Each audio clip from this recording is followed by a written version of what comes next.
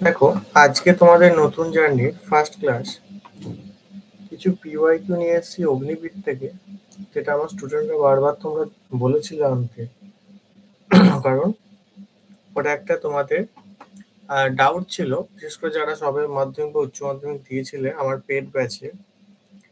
তো তোমাদের জন্য অগ্নিবীর বায়ু, যেটা বায়ুসেনার এয়ারফোর্সের যে অগ্নিবীর, তার ইংলিশের কিছু কোয়েশ্চেনের পিওয়াইকিউ আমি এনেছি।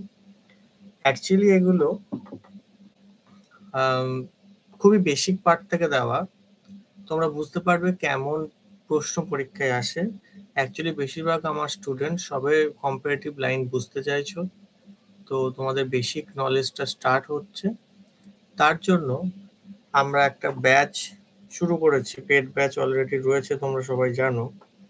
তো ওই পেড ব্যাচের মধ্যে সমস্ত সাবজেক্ট তোমাদের টিচ করা হয়, বাট ইউটিউবে তোমাদের ফ্রি কিছু ইংলিশ ক্লাস দেওয়া হয়। ইংলিশ ক্লাসগুলো সম্পূর্ণ বিনামূল্যে দেওয়া হয় সবার জন্য, সেটা ইউটিউবে। এই লাইভ ক্লাসের এক্সপিরিয়েন্স আমার এখনো নেই, এটা ফার্স্ট ক্লাস তোমাদের।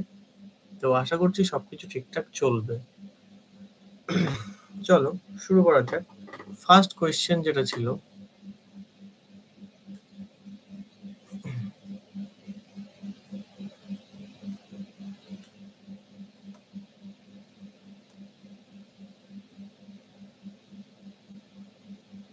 ওকে, ফার্স্ট কোয়েশ্চেন যেটা ছিল দেখো, arrange the following parts to form a meaningful sentence.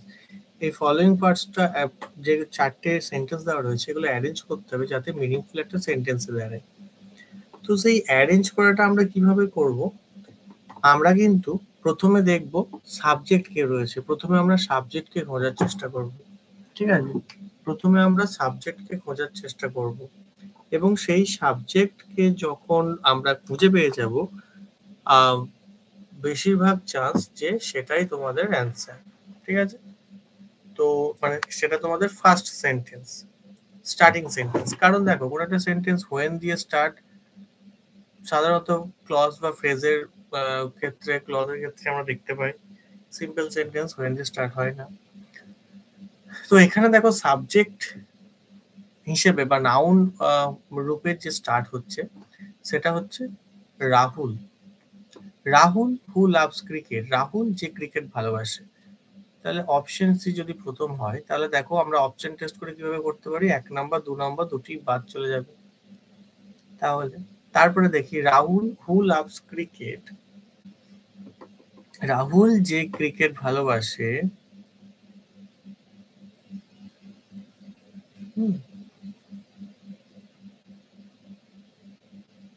আচ্ছা, রাহুল যে ক্রিকেট ভালোবাসে and wants to play for his country, টা ভালো হবে না when he grows up?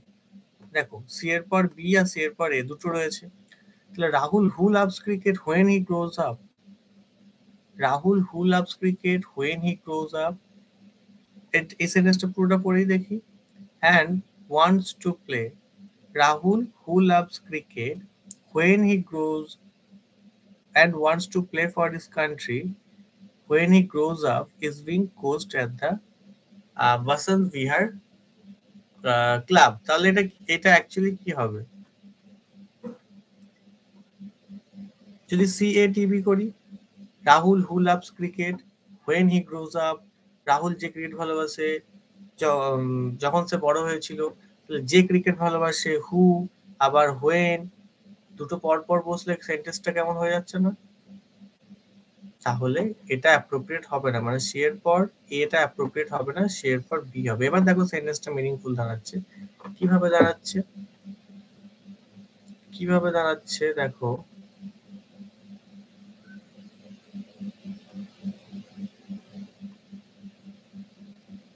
আচ্ছা ইরেজার কোনটা, আচ্ছা পেয়েছি। দেখো কিভাবে দাঁড়াচ্ছে, Rahul who loves cricket, Rahul যে ক্রিকেট ভালোবাসে, when he grows up, যখন সে, who loves cricket and wants to play for his country, এবং নিজের দেশের জন্য খেলতে চায়, when he grow up, যখন সে, when he grows up, যখন সে বড় হয়েছিল, when he grows up, যখন সে বড় হয়েছে, is being coached at the Boston Bear Club. তাকে Boston Bear Club এ কোস্ট করা হয়েছে। ঠিক আছে, তাহলে এটা একটা মিনিংফুল সেন্টেন্স দাঁড়াচ্ছে।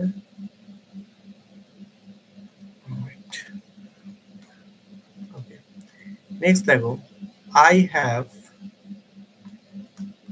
simple narration change. He said to me, I have no time for you. সে আমায় বলেছিল যে আমার তোমার জন্য সময় নেই। তাহলে he said to থাকলে আমরা জানি told হয়, he told me সবগুলোতে রয়েছে, that দিয়ে যোগ হবে, that ও সবগুলোতে রয়েছে। সে আমাকে বলছে যে তার কোনো টাইম নেই আমার জন্য, তাহলে এটা হি এর মানে তার টাইম নেই, তাহলে সিটা হবে না, বাদ চলে গেল। হ্যাভটা এখানে পাস্ট টেন্স আছে সেড টু, তাহলে হ্যাভটা কি হয়, হ্যাড হয়ে যাবে। একটাই অপশনে হ্যাড রয়েছে, অপশন বি সঠিক উত্তর। আশা করছি বোঝা গেছে, ইজি ছিল খুব। Next, choose the correct noun of the word, choose the correct noun from the word move. এই যে মুভ যে ওয়ার্ডটা রয়েছে, সেই শব্দটার বলেছে আমাদের সঠিক যে নাউন সেটা ব্যবহার করতে হবে। মুভ ওয়ার্ডের সঠিক নাউন কি হবে? কোনো কিছু মুভ মানে কি, কোনো কিছুকে নড়ানো, এখান থেকে ওখানে নিয়ে যাওয়া, মুভ করা, সরানো বলতে পারি আমরা। তাহলে এটা আমরা নাউন, এটা আমরা ভার্ব, এটা আমরা অ্যাডজেক্টিভ, অ্যাডভার্ব সব কিছুতে ব্যবহার করতে পারি। বাট নাউন মানে কি, প্রথম শুরুতে আমরা কিভাবে ব্যবহার করবো, যে কোনো সেন্টেন্সের শুরুতে আমরা ব্যবহার করবো। ঠিক আছে, তাহলে শুরুতে মানে ধরো মুভটা ব্যবহার করে আমরা বলতে পারি যে movement is a nature of living being.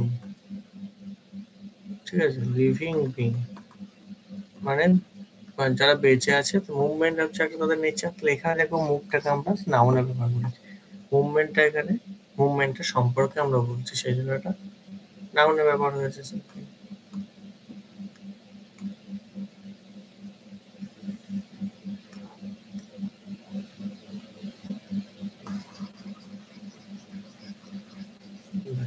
Next দেখো,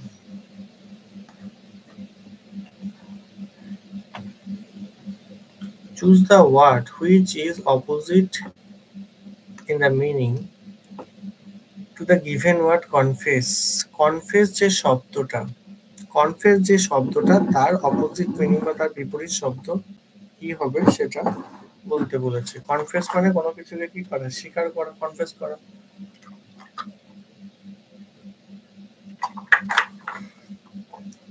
বেশ বেশ, তাহলে দেখো